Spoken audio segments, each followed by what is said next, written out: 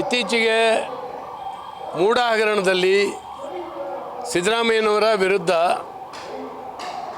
ರಾಜ್ಯಪಾಲರು ಪ್ರಾಸಿಕ್ಯೂಷನ್ನಿಗೆ ಅನುಮತಿ ಕೊಟ್ಟಿದ್ದನ್ನು ಭಾರಿ ದೊಡ್ಡದಾಗಿ ಬಿಂಬಿಸುವಂಥ ಪ್ರಯತ್ನವನ್ನು ಕಾಂಗ್ರೆಸ್ ಮಾಡ್ತಾಯಿದೆ.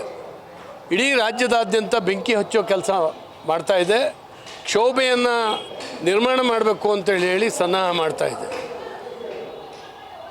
ಇದು ರಾಜ್ಯಪಾಲರು ಅವರು ಅಪರಾಧಿ ಅಂತ ಇನ್ನೂ ಡಿಕ್ಲೇರ್ ಮಾಡಲಿಲ್ಲ. ಸಿದ್ದರಾಮಯ್ಯನವ್ರನ್ನ ಅಪರಾಧಿ ಅಂತ ಹೇಳಲಿಲ್ಲ. 3 ಜನ ಖಾಸಗಿಯವರು ಕೊಟ್ಟಂಥ ಫಿರ್ಯಾದಿ ಮತ್ತು ದಾಖಲಾತಿ ಆಧಾರದ ಮೇಲೆ ಇದು ಎನ್ಕ್ವೈರಿ ಮಾಡಲಿಕ್ಕೆ ಫಿಟ್ ಕೇಸ್ ಅಂತೇಳಿ ಹೇಳಿ ಮಾಡಿದ್ದಾರೆ. ಎನ್ಕ್ವೈರಿ ಮಾಡುವಂಥದ್ದು ಕೋರ್ಟ್ ಮಾಡುತ್ತೆ.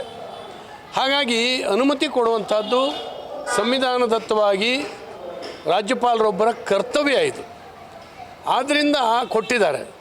ಹಾಗಾಗಿ ಇವರೇನೋ ರಾಜ್ಯಪಾಲರು ಅಪರಾಧ ಮಾಡಿದ್ದಾರೆ, ಸಂವಿಧಾನ ಬಾಹಿರ, ಕಾನೂನು ಬಾಹಿರ, ಇದರ ಅರ್ಥ ಏನು?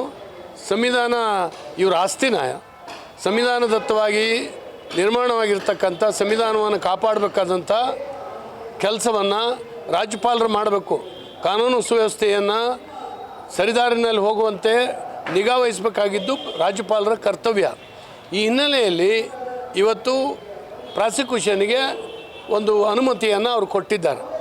ಇದನ್ನೇ ಇಟ್ಕೊಂಡು ರಾಜ್ಯಪಾಲರು ಏನೋ ಅಪರಾಧಿ ಅಂತ ಡಿಕ್ಲೇರ್ ಮಾಡಿದ್ದಾರೆ ಅಥವಾ ರಾಜ್ಯಪಾಲರಿಗೆ ಅಧಿಕಾರ ಇಲ್ಲ, ರಾಜ್ಯಪಾಲರು ರಾಜಭವನವನ್ನು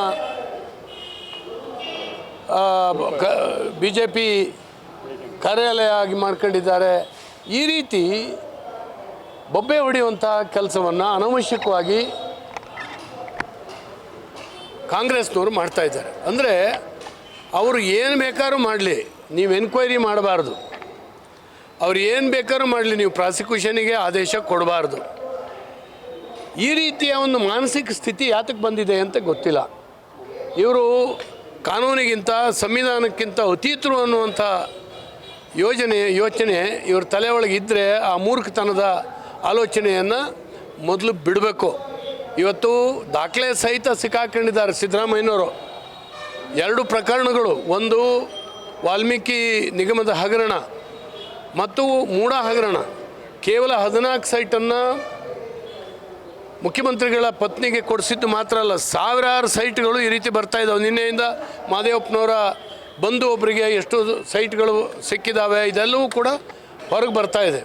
ಹಿನ್ನೆಲೆಯಲ್ಲಿ ಒಬ್ಬ ಮುಖ್ಯಮಂತ್ರಿ ಸ್ಥಾನದಲ್ಲಿರ್ತಕ್ಕಂಥ ವ್ಯಕ್ತಿ ವಿವಾದಾತೀತವಾಗಿರಬೇಕು, ನಿರಪರಾಧಿಯಾಗಿರಬೇಕು. ಇದು ಉದ್ದೇಶ. ಸ್ವಚ್ಛವಾದಂಥ ಆಡಳಿತವನ್ನು ಕೊಡಬೇಕು. 136 ಸೀಟ್ ಗೆದ್ದಿದ್ದೀನಿ ಅಂತೇಳಿ ಹೇಳಿ ಅವರಿಗೆ ಆಗಲೇ ಹೇಳ್ತಾ ಇದ್ದಾರೆ. ಇಡೀ ಶಾಸಕಾಂಗ ನನ್ನ ಜೊತೆಗಿದೆ. 22ನೇ ತಾರೀಕು ಮೀಟಿಂಗ್ ಕರೆದಿದ್ದಾರೆ ಶಾಸಕಾಂಗದ, ನನ್ನ ಜೊತೆಗಿದೆ. ಕ್ಯಾಬಿನೆಟ್ ನನ್ನ ಪರವಾಗಿ ನಿರ್ಣಯ ಮಾಡಿದೆ. ಹಾಗಂದರೆ ಕ್ಯಾಬಿನೆಟ್ ನಿರ್ಣಯ ಮಾಡಿದ ಕೂಡಲೇ ನೀನು ಮಾಡಿದ ಅಪರಾಧ ಹೋಗ್ಬಿಡುತ್ತಾ? ಇಡೀ ಶಾಸಕರು ನಿಮ್ಮ ಜೊತೆ ಇದ್ದ ಕೂಡಲೇ ಹೋಗ್ಬಿಡುತ್ತಾ? ಇಡೀ ರಾಜ್ಯದ ಕಾರ್ಯಕರ್ತರು ನಿಮ್ಮ ಪರವಾಗಿ ಬೊಬ್ಬೆ ಹೊಡೆದ ಕೂಡಲೇ ನ್ಯಾಯ ಆಗುತ್ತಾ? ಈ ರೀತಿ ಭಾವನೆಯನ್ನು ಇಟ್ಕೊಂಡು ಈ ದೇಶದಲ್ಲಿರ್ತಕ್ಕಂಥ ಕಾಂಗ್ರೆಸ್ನವರು ಇಡೀ ದೇಶದಲ್ಲಿ ನಿಮ್ಮನ್ನು ಗುಡಿಸಿ ಗುಂಡಾಂತರ ಮಾಡಿದ್ದಾರೆ ಜನ. ಕರ್ನಾಟಕ ರಾಜ್ಯದಲ್ಲಿ ಏನೋ ಆಕಸ್ಮಿಕವಾಗಿ ನೀವು ಅಧಿಕಾರಕ್ಕೆ ಬಂದಿದ್ದೀರಿ. ಇದನ್ನು ಮಾಡೋದ್ರ ಮೂಲಕ ಇವತ್ತು ಜನರ ಮನಸ್ಸಿನಲ್ಲಿ ನೀವು ಕರಗಿ ಹೋಗ್ತಾ ಇದ್ದೀರಿ, ದೂರ ಹೋಗ್ತಾ ಇದ್ದೀರಿ.